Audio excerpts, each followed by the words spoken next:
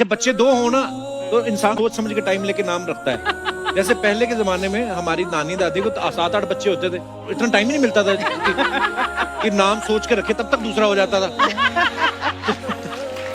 ہاں پہلے ایسے ہی ہوتا تھا.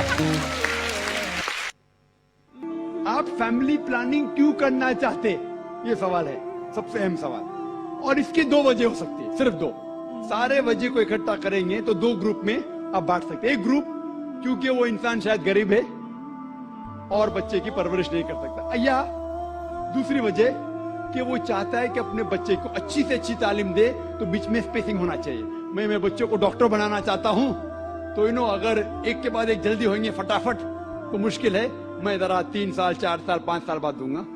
یہ 2 وجہ ہو سکتے ہیں. میں آپ کو یہ کہنا چاہتا ہوں کہ میں میرے والدین کی 5ویں اولاد ہوں, 5ویں اولاد, 5th. اگر میرے والدین فیملی پلاننگ کیے ہوتے تو میں آج دنیا میں نہیں آیا ہوتا. لیکن اسلام میں ہر پرابلم کا سلوشن ہے.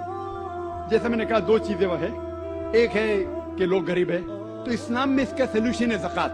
جیسا میں نے کہہ چکا ہوں اپنی تقریر میں کہ ہر امیر آدمی جس کے پاس 85 گرام سونا سے زیادہ سونا ہے یا اتنی دولت ہے, اسے 2.5% زکات دینا چاہیے ہر سال. ہر امیر انسان زکات دے گا تو غربت دھرتی سے مٹ جائیں گی. کوئی بھی شخص بھوکا نہیں مرے گا. اگر کوئی شخص کے پاس پیسہ کم ہے وہ زکات لے سکتا ہے. پرابلم کیا ہے؟ اور جو لوگ کہہ رہے ہیں کہ اسپیسنگ کرنا چاہیے, یہ ایک مالتھیوزن تھیوری تھی. آپ جانتے ہیں کہ مالتھیوزن theory that the crop is inversely proportional to the population. یعنی جتنا پاپولیشن ہے اتنا خطرہ ہے آپ کے کھانے کے لیے. Theory has been disproved. یہ آپ دیکھیں گے, یہ صرف ہندوستان میں جو پاپولیشن پرابلم ہے, باقی ممالک میں پاپولیشن از اے بون. آپ امریکہ میں جائیں گے, جتنے زیادہ بچے آپ کے پاس ہیں اتنا کم ٹیکس آپ کو دینے کا. پتا آپ کو, ینگ چھوٹے چھوٹے بچے پہنتے ہیں I am my father's tax saver. میں میرے والد کی ٹیکس کی بچت کرتا ہوں. جتنے زیادہ بچے اتنا کم ٹیکس. آپ آسٹریلیا میں جاؤ, جتنے زیادہ بچے اتنی پیسے گورنمنٹ دیتی ہے آپ کو ہر سال. 10,000 15,000 20,000, جتنے زیادہ بچے اتنے پیسے گورنمنٹ دیتی ہے. کیوں؟ Population is a bone, it is not a been. Population جتنے زیادہ لوگ اتنا فائدہ. آپ سمجھ رہے؟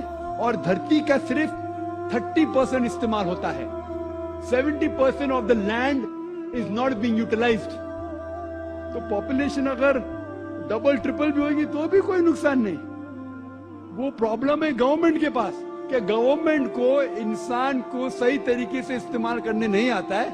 تو ہم کہتے ہیں ہم دو ہمارے دو, ایک کے بعد ابھی نہیں, 2 کے بعد کبھی نہیں.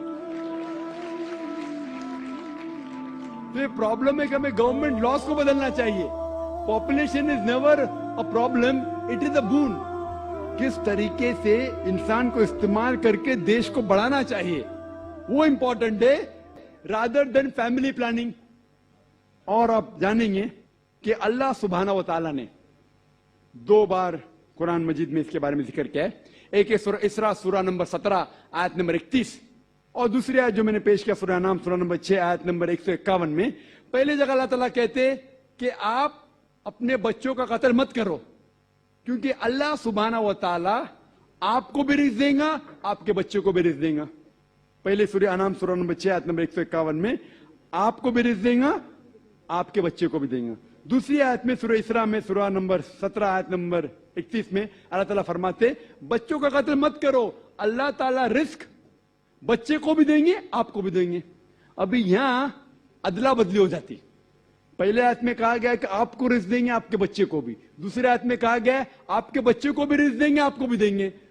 معنی تو ایک ہے, لیکن اللہ سبحانہ و تعالی ہر قرآن کا الفاظ کا ایک وزن ہے. اگر آپ تحقیق کریں گے تو یہ پتا چلتا ہے کہ پہلی آیت خصوصاً غریبوں کے لیے ہے. آپ اگر سمجھتے کہ اور ایک بچہ ہوگا تو میں بھی مروں گا, بچہ بھی مرے گا, کھانے پینے کے والدے ہیں, اور ایک بچہ ہوگا تو میں بھی مروں گا, بچہ بھی مروں گا. اللہ تعالیٰ کہتے فکر مت کرو, اللہ تعالیٰ آپ کو بھی رزق دیں گے, آپ کے بچے کو بھی.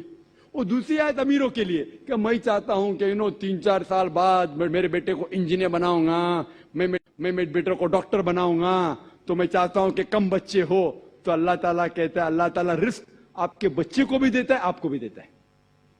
Order is interchanged. और मैं मिसाल दिए, आप देखेंगे जितने नोबेल प्राइज विनर है, ये जरूरी नहीं कि वो एक ही बच्चे थे, अपने वालिदैन के नोबेल प्राइज मिला. तो ये गलत फहमी है. और अल्लाह सुब्हानहू व तआला नेचुरल फैमिली प्लानिंग दे चुका है. इस्लाम में नेचुरल फैमिली प्लानिंग है, जो कुरान की आयत है, सूरह लुकमान सूरा नंबर 31 आयत नंबर 14, कि मां ने अपने बच्चे को 2 साल तक दूध पिलाया. और आप डॉक्टर होने के नाते जानते होंगे कि जब मां अपनी छाती का दूध बच्चे को पिलाती है तो उसको लैक्टेशन अम्यूरिया होता है, मतलब उसको और एक बच्चा पैदा होना बहुत मुश्किल है. ये अल्लाह सुब्हानहू व तआला नेचुरल फैमिली प्लानिंग कर चुका है.